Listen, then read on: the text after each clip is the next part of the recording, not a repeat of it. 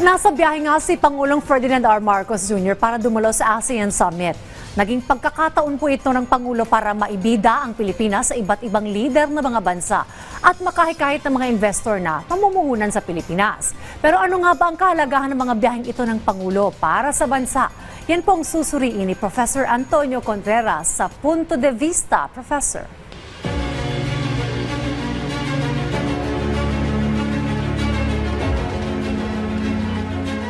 Maraming salamat. Kasalukuyan ngayong nasa Laos ang ating Pangulo, si Pangulong Ferdinand R. Marcos Jr. at dumadalo siya sa ASEAN Summit. At maraming nagtatanong, kailangan ba talaga magbiyahe ang Pangulo? At hindi lamang si Pangulong Marcos ang involved dyan, any president. Ano ba ang kahalagahan ng mga pagbabiyaheng yan? May patutunguhan ba yan? Hindi ba gastos lamang yan? Alam nyo, maraming klaseng visit o pagdalaw ang isang head of state o ang isang head of government. Meron tayong tinatawag na state visit na kung saan ito ay isang formal na pagbisita ng isang head of state at ito ay bunsod ng pagkumbida sa kanya na dumalaw sa isang host country. At ang layunin ng mga state visits ay mapalakas ang ugnayan sa pagitan ng Pilipinas at kung sino man yung bansang nagkumbida sa Pangulo. Usually, ang mga state visits, medyo pagka-formal yan, high-level discussions, at cultural exchanges. Meron din tayong tinatawag na official visits. Ito yung mga less formal. Ito ay usually invitation na binibigay ng head of government rather than head of state. Kasi sa ibang bansa, ibang head of government. Sa head of state, ang head of government na prime minister, ang head of state yung hari. Sa Pilipinas kasi ang Pangulo, siya rin yung head of state, siya yung head of government. So usually, ang official visits may mga working meetings to discuss specific issues at mga katulad ng economic cooperation, security concerns, regional partnerships. Meron din tayong tinatawag na working visit. Ito yung mga maikli, mga focus na mga trips tungkol sa usapin ng government business. Kasama na rin dito yung pag-attend ng mga multilateral meetings katulad ng ASEAN na ginagawa ng Pangulo ngayon. O pagdalo niya sa UN General Assembly. Ang pagpirma ng mga kasunduan, ang pag-discuss ng mga specific policy issues sa ibang pinuno. At nandyan din kung minsan ang ating Pangulo ay dumadalo sa mga summits katulad ng ASEAN, ng APEC, ng UN.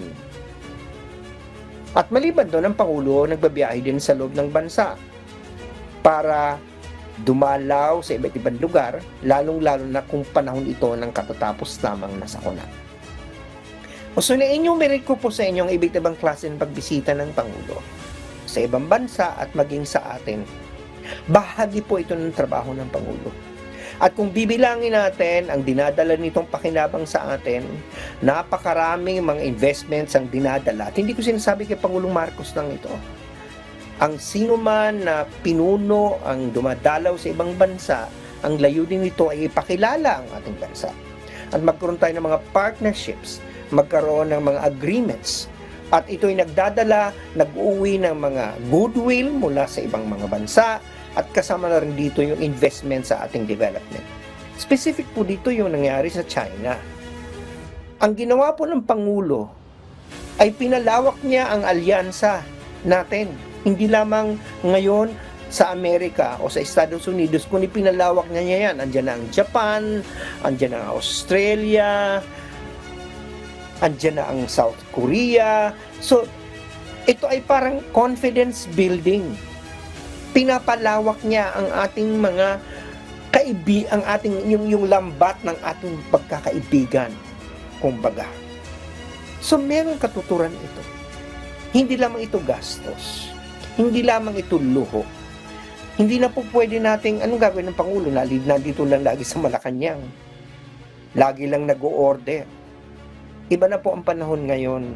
Importante na sa pakikipag-ugnayan natin sa ibang bansa na ating Pangulo ay pumupunta, dumadalaw, nakipagdaupang palad, nakikita mismo sa personal ng ibang leaders. At nang madalaw na rin niya ang napakadaming Pilipino all over the world. So yan lamang po. Huwag masyado nating lagyan ng kulay. Sapagkat hindi lamang si Pangulong Marcos ito, kahit sinong Pangulo ng bansa, yan po, trabaho na nila, kasama na nila ang pag-travel. Para yan, isulong ang interes ng bayan. At syempre, kailangan natin ng gastos dyan. Ang importante, nasusulit ang gastos. Hindi yung nagwawaldas lang tayo ng pera. At may naiuuwing hindi lamang investments, kundi goodwill mula sa ibang bansa. Yan lamang aking punto de vista ngayong araw na to. Maraming salamat.